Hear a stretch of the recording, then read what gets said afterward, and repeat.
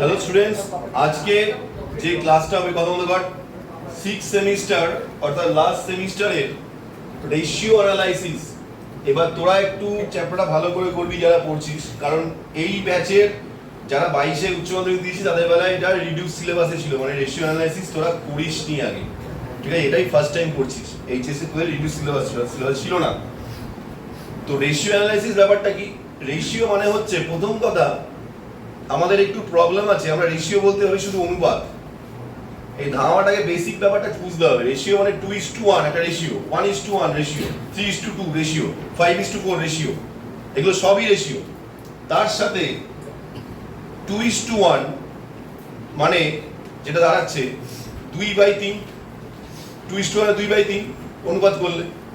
এইবার সেটাকে যদি আমরা 2/3 মানে আনুপাতিক হারে করলে 2/3 1/3, ব্যাপারটা বোঝ। আনুপাতিক হারে করলে 2/3 1/3, আনুপাতিক হারে, যেটা মাধ্যমিক এসেছে, মানে 3 ভাগের মধ্যে 2 ভাগ আর 1 ভাগ, যখন টোটাল থেকে 3 ভাগ ধরে নিচ্ছে।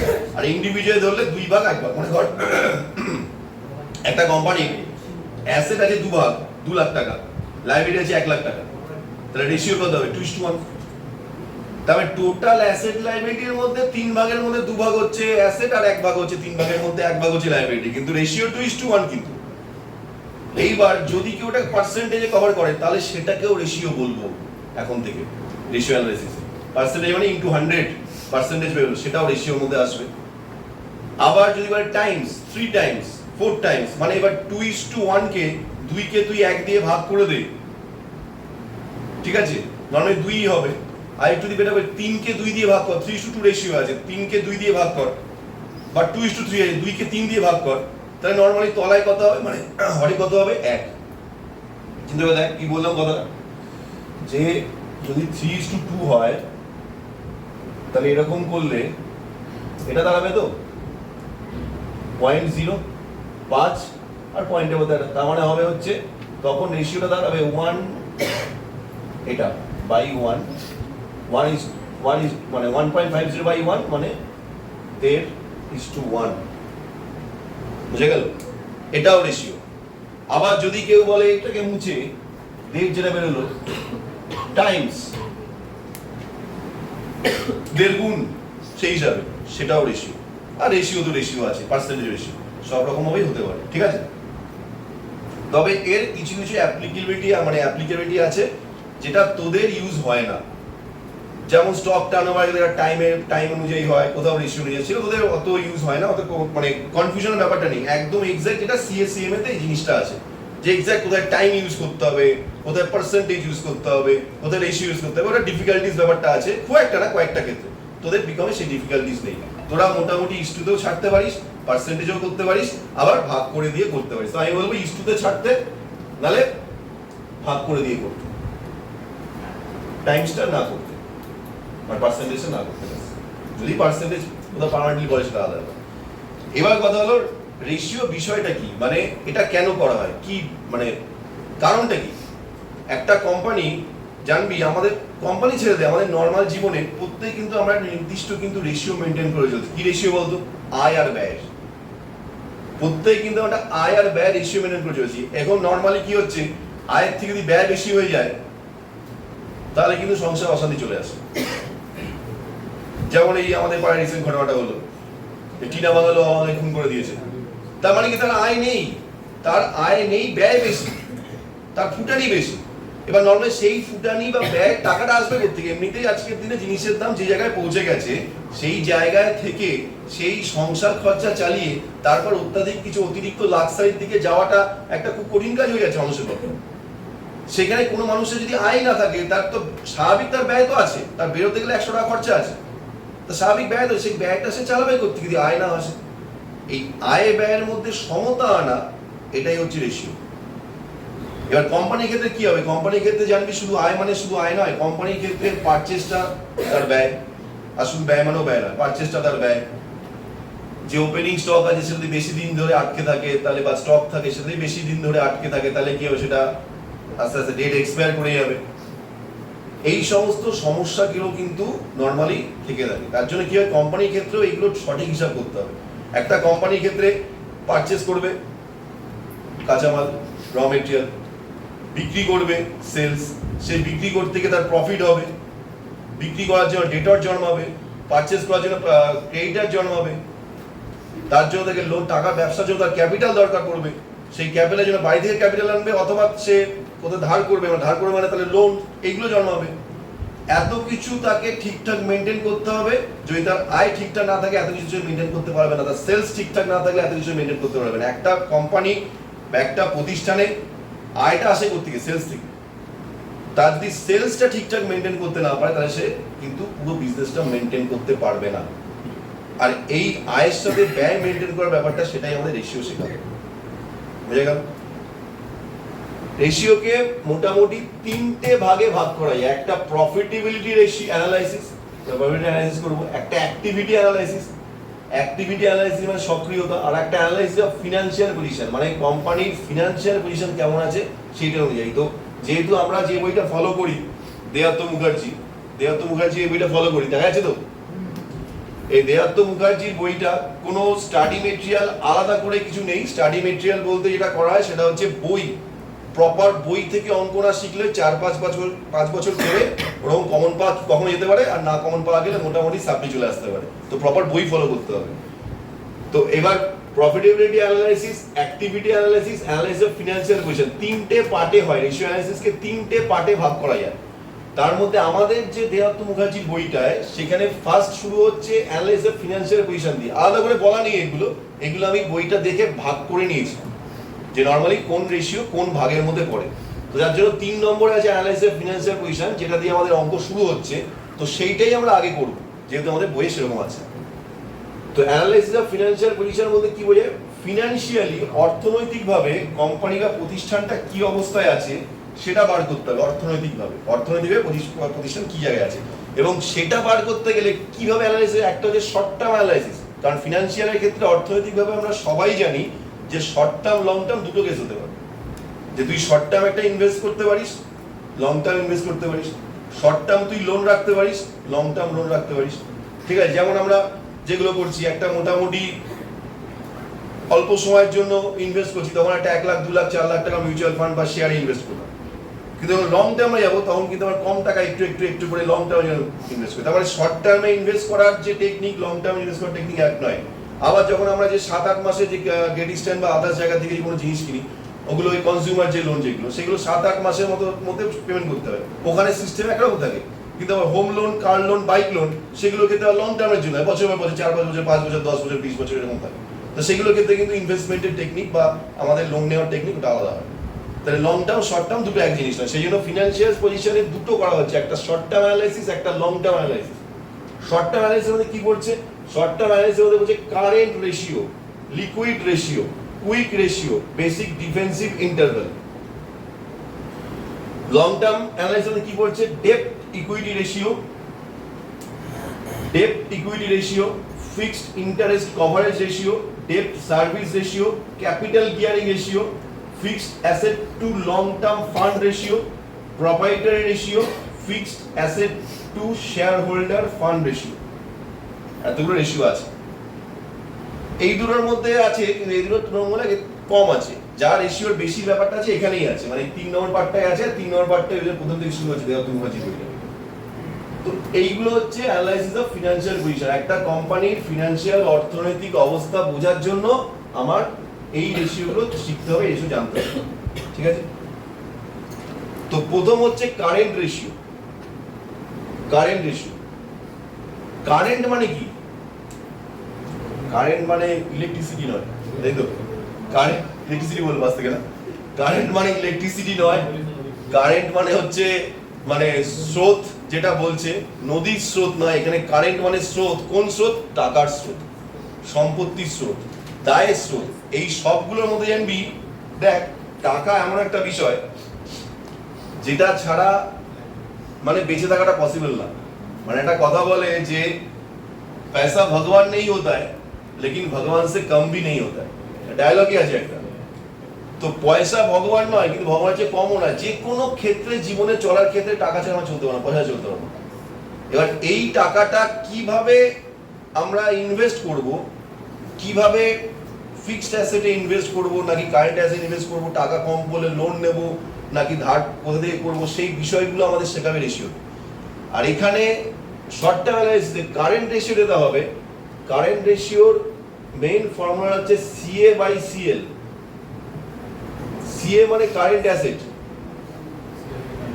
সিএল মানে কারেন্ট লায়াবিলিটি। কারেন্ট অ্যাসেট আর কারেন্ট লায়াবিলিটির রেশিও, তার মানে একটা কোম্পানিতে কতটা পরিমাণ কারেন্ট অ্যাসেট আছে, কতটা পরিমাণ কারেন্ট লায়াবিলিটি আছে, সেই দুটোর উপর বেস করেই কিন্তু কোম্পানির ওয়ার্কিং ক্যাপিটাল চলে, যেটা আমরা ফিনান্সিয়াল ম্যানেজমেন্টে করছি, তাই তো? কারেন্ট অ্যাসেট কারেন্ট লায়াবিলিটি ব্যাপারটা কি? তাহলে কারেন্ট অ্যাসেট কারেন্ট লায়াবিলিটি হচ্ছে ডেটরস, বিলস রিসিভেবল, স্টক, এই তো এগুলি তো, প্রিপেড এক্সপেন্সেস,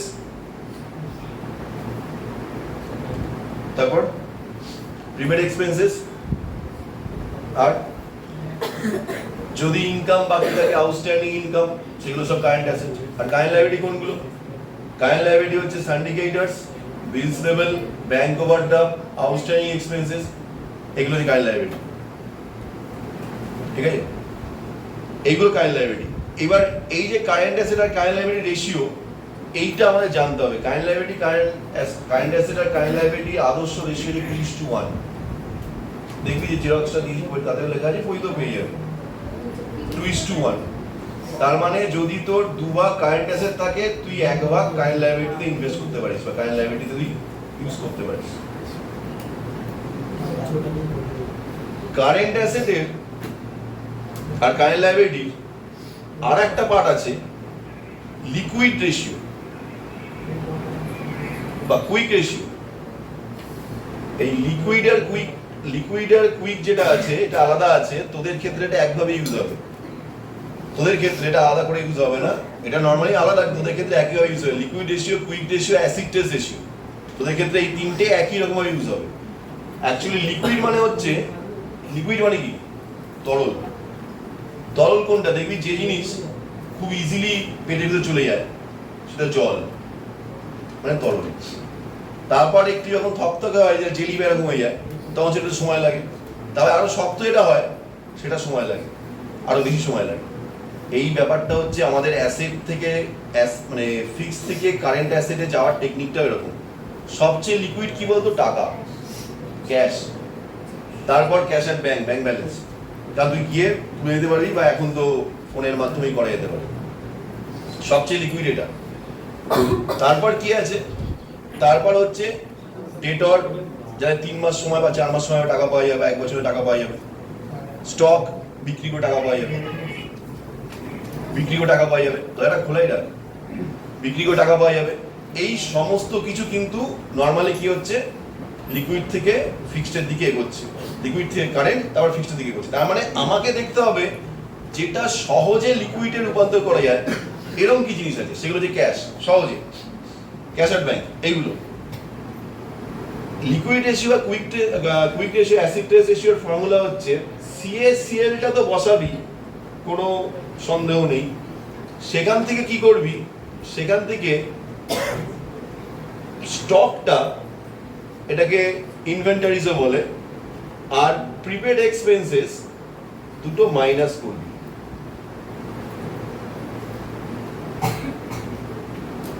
দুটো মাইনাস করবি, ঠিক আছে? কারেন্ট লায়াবিলিটি থেকে একটাই ব্যাংক ওভারড্রাফট মাইনাস করবি। Liquid, quick, acid test ratio, এগুলোর ক্ষেত্রে liquid ratio, quick ratio, acid test ratio তোদের ক্ষেত্রে একই থাকবে। তিনটে রেশিও ফর্মুলা একই আছে, ইউজও একই আছে, ইউটিলাইজেশন যা বল সব একই আছে, বিকমে কোনো আলাদা কিছু নেই।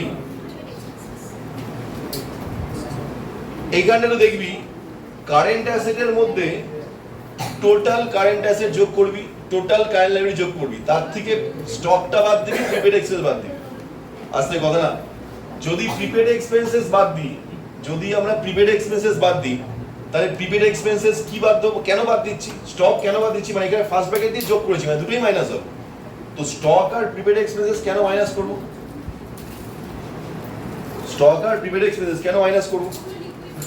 হ্যাঁ, ওগুলো লিকুইড না। আচ্ছা ঠিক আছে, তাহলে ডেটর কেন মাইনাস হলো না? ওটা পয়েন্ট আছে। ব্যাংক ওভারড্রাফট কারেন্ট লায়াবিলিটি মধ্যে পড়ছে না বলে মাইনাস করছে এই যুক্তি অনুযায়ী।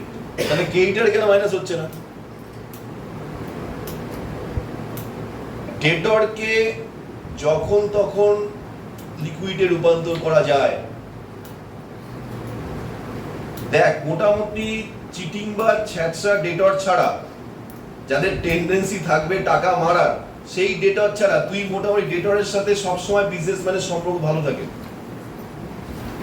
বিজনেসম্যানের সম্পর্ক সবসময় খারাপ হয় হচ্ছে খারাপ ডেটরদের সাথে। আর মার্কেটে এই খারাপ ডেটররাই বদনাম করে, সে আমাদের ডেটরই বল আর হচ্ছে তোর মানে বিজনেসের ডেটরই বল, তারাই কিন্তু বদনাম করে সেই প্রতিষ্ঠানের যারা টাকা দিতে দেয় না।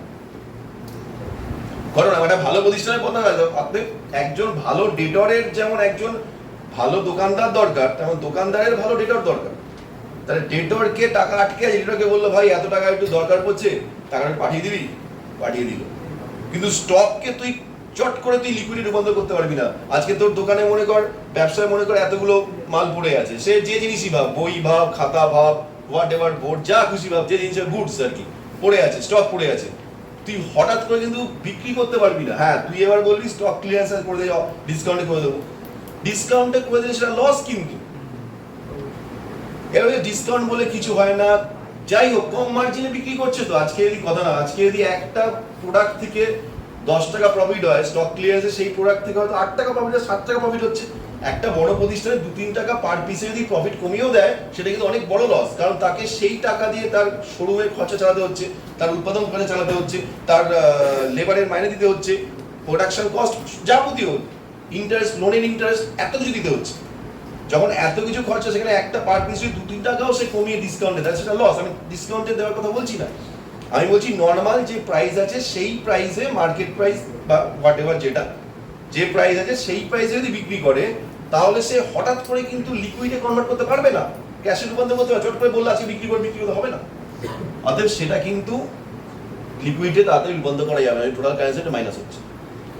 প্রিপেড এক্সপেন্সেস মানে আগে থেকে এক্সপেন্সেসটা করে রেখে দিয়েছি, যে এক্সপেন্সটা পরের বছর করার কথা সেটা আমি এবছর করে রেখেছি। তো এবছর করে রেখেছি মানে হচ্ছে আমার এবছর তো লিকুইড ক্যাশ খতম, এবছর তো সেই লিকুইড ক্যাশ, আমি ক্যাশ প্রিপেড মানে পরের বছর 2000 টাকা আমার খরচ হওয়ার কথা ছিল, আমি এবছর 2000 টাকা খরচ করে গেলাম। তার মানে কি আমার তো আলটিমেট লিকুইড ক্যাশ তো সেই কমেই গেল, ক্যাশ তো কমে যাচ্ছে, খরচ প্রিপেড হবে কি করে? অ্যাডভান্স দিচ্ছি বলে তো প্রিপেড হচ্ছে, তাই আমি টাকাটা এখন দিয়ে দিচ্ছি, তার মানে প্রিপেড তো কমে গেল, মানে আমি সরি আমার ক্যাশ কমে গেল, তাহলে লিকুইড কমে যাচ্ছে, এই জন্য মাইনাস হয়ে যাচ্ছে। কারেন্ট লায়াবিলিটি কি হচ্ছে? কারেন্ট লায়াবিলিটি নরমাল বিষয়। কারেন্ট লায়াবিলিটিতে আমার ক্রেডিটার আছে, আউটস্ট্যান্ডিং আছে। এবার তুই বলতে পারিস আউটস্ট্যান্ডিং কে আমি ব্যাংক ওভারড্রাফটে পড়ে আসছি, আমি এই চুক্তিতে যদি আসি কারেন্ট লায়াবিলিটি দেখো আউটস্ট্যান্ডিং এক্সপেন্সটা মাইনাস হলো না, আউটস্ট্যান্ডিং এক্সপেন্সেস কিন্তু কারেন্ট লায়াবিলিটি। তো সেম যুক্তি যদি প্রিপেড এক্সপেন্সেস মাইনাস হয়, তাহলে কারেন্ট লায়াবিলিটিতে আউটস্ট্যান্ডিং এক্সপেন্সেস তো মাইনাস হওয়া উচিত, সেই যুক্তি সেটা কেন মাইনাস হলো না? কেন? আউটস্ট্যান্ডিং এক্সপেন্সেস মানে ওই এক্সপেন্স দিনই মানে ক্যাশটা আমার হাতে আছে, তাহলে লিকুইড কমেনি, ব্যাপারটা বুঝ। আপাতত দৃষ্টিতে মনে হয় প্রিপেড এক্সপেন্সেস যদি লেস হয়, তাহলে আউটস্ট্যান্ডিং এক্সপেন্সও লেস হওয়া উচিত। আউটস্ট্যান্ডিং এক্সপেন্স মানে খরচটা আমি করিনি, আমার এই বছরে 2000 টাকা দেওয়ার কথা তো করিনি, বলছি ভাই এবছর একটু বাজার মন্দা, মুদি দোকানে গেলে দেখতে পাবি, দেখবি আসে বা মহাজনরা মালের সাপ্লাই করতে বলে যে না আজকে একটু টানাটানি আছে, বা আজকে মার্কেটটা একটু ভালো নেই, কালকে এসো, 2 দিন পরে এসো, সামনের সপ্তাহে এসো। তার মানে এক্সপেন্সেস যখনই আমি বাকি রাখছি আউটস্ট্যান্ডিং, আর আউটস্ট্যান্ডিং এক্সপেন্সেস দিচ্ছি না মানেই ওই পরিমাণ ক্যাশটা কিন্তু আমি ব্যবসায় ঢুকিয়ে দিচ্ছি।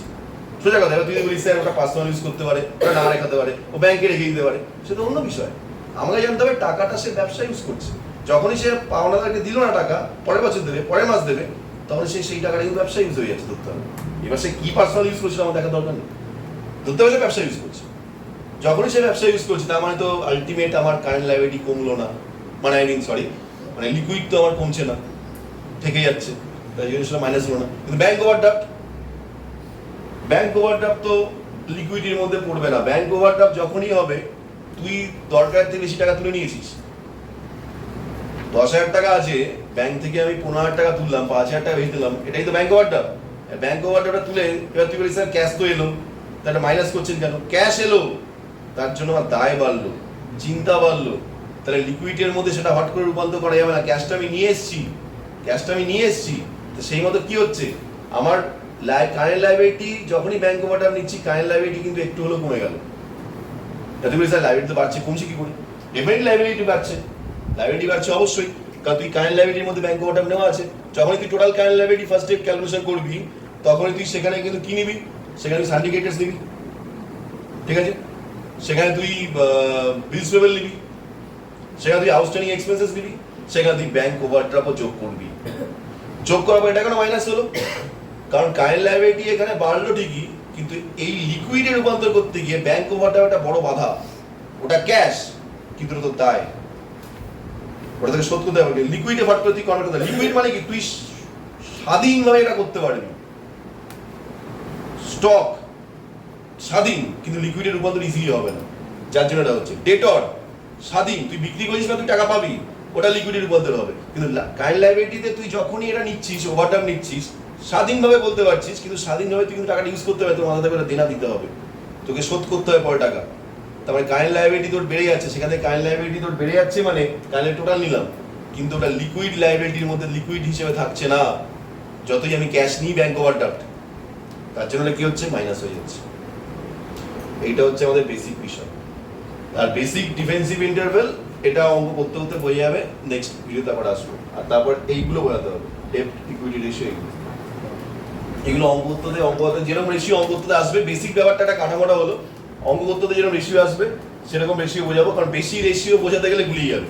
অঙ্ক না করে যদি শুধু রেশিও সম্বন্ধে বলে যাই, আইডিয়া আসবে না। অঙ্ক হাতে কলমে অঙ্ক করলে এগুলো প্র্যাকটিস ভালো মতো হবে, ভালো মতো বোঝা যাবে, ঠিক আছে? অঙ্ক সুখে দেবে, ওটা আর বোঝা যাবে। ওকে,